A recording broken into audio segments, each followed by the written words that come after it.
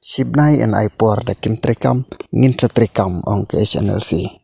Ipor ka SNLC sibnai ka sorkar ban penkendria yakine kiba ki basa ha thamyo molong baro sikata klam yu ko mane ai nakaliang ka seng SNLC halor ka jingsya kano henry menta finally ka SNLC kalakam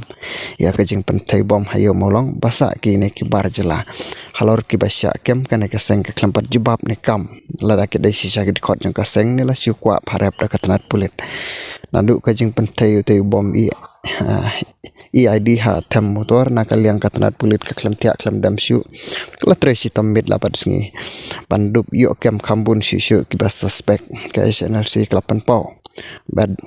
baki dang perkat ya kajing impaj ba baki klambu bon ki bom nrei une uwe ubom ulang tang ban pen mau ya ke kepala sedang ban kelat baru sikata pat kata ban pen ria no ya kini ki bar cela ki basa ha kane ka jaka watlah kane ka seng kelas ngabjar baru sikata nrei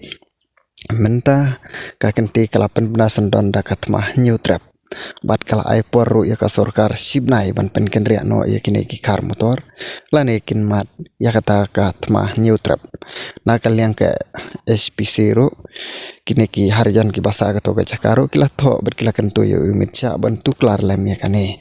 bat nakal yang ka sorkar jelaru kidang pen kre napo ban pen klanye ki bor pulit lada ka sorkar kamla ban weng kamle ya kane ka kam hapo sibnai kata en saya tengku ka SNLC wadla umtip ha kano karukom pat klempep ka kamsuk ya ka sorkar banong ngin yakun ban ya ka baong ngin pen kenria namar la katas nam klemla ban kata ya kane ka mat kibar jela basa ha kane ka jaka katanat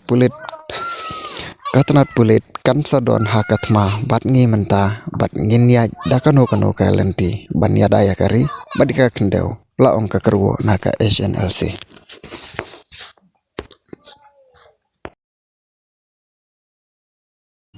claims that cannot be backed right now with evidence. So yes, there are certain things we have made forward. We have done our research and inquiry and everything, and